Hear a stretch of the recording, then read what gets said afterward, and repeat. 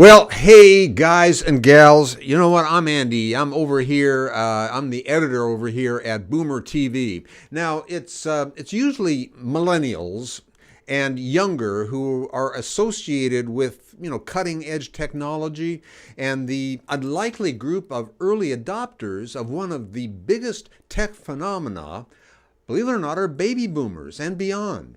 Virtual reality, VR, has become a popular in the world worldwide within our age group and others in their 80s and 90s. It's fun, it's great for the mind, and it can transport us to far-flung places without needing to leave the comfort of our home. And that's what we're going to be talking about today as we begin an episode in the first series of one of our the new series this season, and it's the evolution of VR with MyndVR executive Jim Gleason. By the way, please like and follow us on your favorite social media to hear more about what's coming up. And now let's talk to Jim Gleason. Jim, great having you here. Well, thank you very much, and appreciate being here, and looking forward to this. Yeah, absolutely. Well, let me just get started here a little bit, and because I'm really, really excited that you're here today, and what you're doing is amazing. So today we're going to talk about the evolution of VR, or virtual reality. Now, in many ways, that's a very broad topic, so I'd love to hear a little bit more about it. Well, VR has existed for a long time. It's just that with a lot of the technology that's happened recently, it's coming in everyday life. The concept of the two eyes looking at something and perceiving depth and all was actually explained back in 1838. In fact, a guy won it was Sir Winston Weekspill, I believe it was, won a big award for showing that eyes just weren't two for redundancy. Up to that point, people thought, well, you have two eyes in case you lose one. They didn't realize the mechanics of what was going on in the brain. And in the 50s, people began to realize that this was something that they could make adventures with. One of the first things that happened was the glasses that you would put on for 3D movies. You remember those where you had red and blue on one side, and it would give you the perception of depth. But these were all experiences where you were looking at something, you were actually not interacting with it. It was just giving you the perception of standing in front of it, And then in the 60s, they actually developed tracking, where when your head would move, you would see the scene move, and you now became part of the experience. The advent of electronics shrinking, the early headsets were huge. These things were they look like stereoscopes on your head. In fact, we were just commenting earlier, my early involvement in this was in the 80s. I was working in the military developing up heads displays for pilots and helicopter operators so that they could see what was around them. It's when you're looking at so many different, weapons displays and stuff like that, you can't really turn around and see what's behind you. Plus the fact that there's a lot of equipment behind you that keeps that from happening. In fact, funny little story. Our first heads-up display was huge. It went completely around the head and weighed about 10 pounds, which it was all suspended, so it really wasn't a problem till the first time we simulated an ejection from the cockpit. It was so heavy, it took the head off the dummy. We hadn't really thought about the inertia of moving someone through an ejection. Of course, today you see these headsets that are very, very small, that weigh less than a pound. And a lot of that has just been as the evolution of the phone has driven commercial companies to miniaturize en masse. VR has really benefited by that because we've rode the coattails of the phone industry into miniaturization, so that now we have displays that you can put on your head that really are unintrusive. I'm gonna show a couple of those. Hey, tell us a little bit about about MyndVR and how it came to be. It's because it's the whole concept. I think is really really neat. Yeah. Well, MyndVR, one of the things that we realize is that virtual reality certainly was taking off among millennials and gamers and stuff, but nobody had really thought about seniors. One, eye-based tracking, which is what most of these games use, is something that if you didn't grow up with is somewhat disconcerting. If you're in your 80s, using your eyes to rotate icons and stuff like that is just not natural. So we began to realize that seniors could benefit from this because as you get older, you get more isolated. You may become homebound due to disease or just progression of age. And so we started going into senior living communities and finding out, what were the needs of these seniors. And more than anything else, it was to get beyond those four walls. All day long, they were in the same environment. They didn't get to leave. They didn't get to go take field trips. They didn't get to go visit the zoo. And so we began developing videos just for seniors. So we're not killing zombies. We're not slaying vampires. But what we do is allow the senior to put the headset on and go visit Paris. See the Eiffel Tower. One of the things that happens a lot, everyone knows the Leaning Tower of Pisa. And everyone thinks it's just out there by itself because that's what all the pictures look like.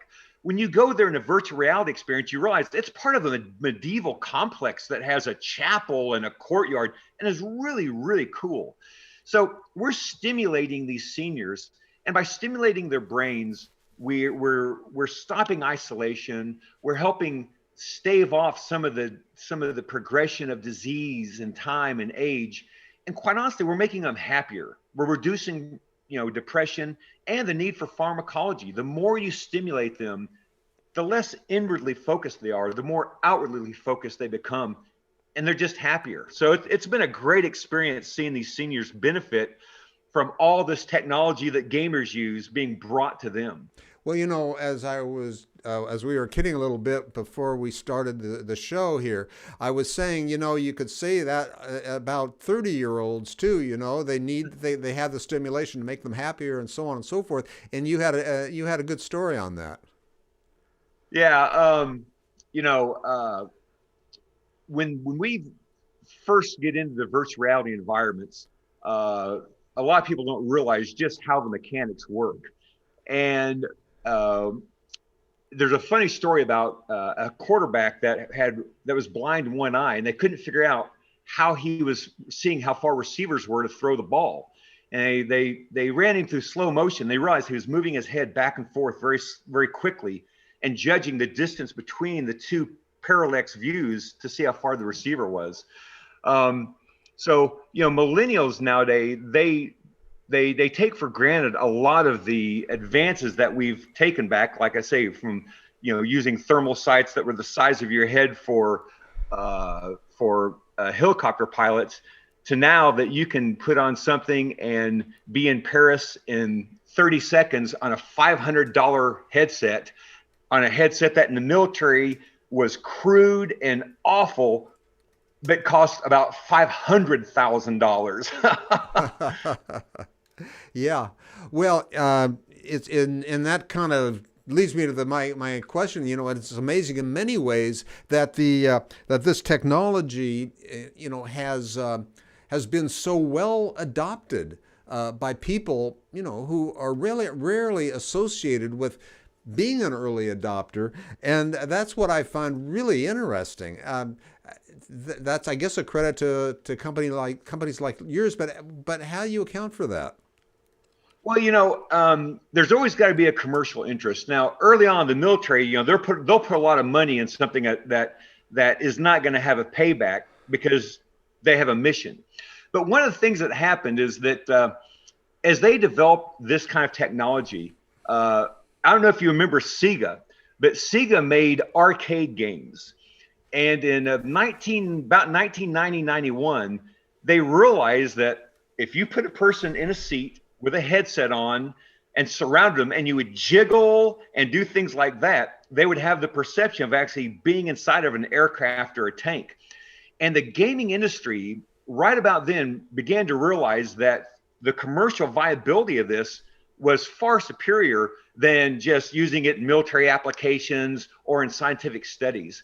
So in the 90s, when people began to realize that we could actually use this technology in mass with people, commercialization of it drove more people to being developers for it. You know, when I was in college, you could not even get a programming course in Unity or virtual development. Now, when you go into these, there's waves and waves of people that are getting this kind of training. And it just amazes me what they're going to come out with 10 years from now. Because when you look at what we taught people 20 years ago and what they were able to do with it, and you look at what we're teaching them now, it's incredible. Yeah, that's right. And so let me ask you, Jim, how do you compare VR to online video games? I know there's a distinct difference or a big difference, but just for clarification, could you talk about that? The online video games, you are interacting in an environment, but it is somewhat pre-scripted, and most of them are CGI. And one of the things that we see, particularly with the younger millennials stuff, they're very used to CGI. And so the computer generated games and all that to them are very natural. With virtual reality, we actually want you to feel like you're in the environment, that it wasn't created by a computer. And so now that we have the ability to, and like I say, cameras that used to cost tens and $15,000, now you have an $800 camera that can do this immersive 360 video. So now we can put someone in the Grand Canyon versus going through CGI and making the Grand Canyon, facsimile. We're actually able to take people and put them in the actual environments. And it's not going to be long before people are taking these virtual cameras and taking them to weddings. And for people that can't attend the wedding, they can look around, see Bob, see Uncle Mary, as if they were actually there. Interesting. These would be like difference. 3D cameras or something like that? Well, it's stitching. What it is, there's multiple lenses, and they stitch together these different images to make it look as if it's one. It used to be that we would have to stitch together 10 or 15 different views to get this, but they've made cameras now. The latest one that has out, it's just two, and so we only have to stitch together two views, and it looks like you're standing right there. Okay, so this isn't something yet that the consumer can do. The stitching is not. Currently, right now, you can take multiple videos and it takes a professional to stitch those together to make it look like you're there. But probably within a year or two, I foresee the manufacturer of cameras that do the stitching for you automatically, so that you don't have to have a professional. It's not there yet, but we're not that far away. Yeah, it seems like that's a natural event out of what you're doing now. Now, I got hooked on gaming, I'll have to tell you, for my grandkids. And whether you'd like to know or not, I like Fortnite, I like Journey, I like Battle Royale. Yeah. But I wonder why the video game crowd hasn't gotten into VR, or maybe they have. I don't know. Well, they are. Now, I'll tell you something that the video gamers are getting into is augmented reality, where you have a camera and you can actually see your surroundings and you're superimposing on that. And there's some interesting things they do with that are probably going to be a lot where the gamers go to in the future.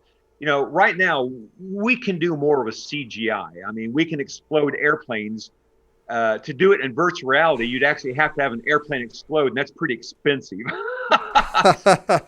Yeah. The CGI aspect of it still gives you ability to do things that just economically are not feasible, like watch explosions or drive a car off of a cliff. It's still pretty expensive to, if you want to drive a 65 Corvette off a cliff, to do it in real virtual reality, that's a pretty expensive proposition. Yeah, that's interesting. You must get into production and everything. Well, listen, this is the first show. We learned a lot. Tell us about what's up next. Well, we're going to talk about how, and we touched on this today. A lot of the virtuality was really meant for baby boomers, or I'm sorry, for millennials and General X. But baby boomers are being exposed to it now, and the amount of things they are doing with it is just exploding. As they actually get used to this technology, baby boomers are becoming a huge segment of this. If you look back 15 years ago, you wouldn't have found anyone in their 50s or 60s that were really experimenting with this unless they were in some kind of research facility. Now it's mainstream. Uh, People that are in their 50s, 60s, 70s, 80s are beginning to take this technology because it's becoming more and more user friendly. And so we're going to talk about how it's moved from just young gamers to actually becoming commercial activities for people that are, I'm not going to say technology averse, but did not grow up with technology. Yeah, yeah, no, that definitely makes sense. Well, I'm looking forward to it, and All right. so well, for those of you watching right now, it's going to be tomorrow at the same time. I believe I'm right about that. Yes. And but in the meantime, Jim, thanks again. You betcha. Hey, thanks for having me. All right, and thank you, of course, for watching.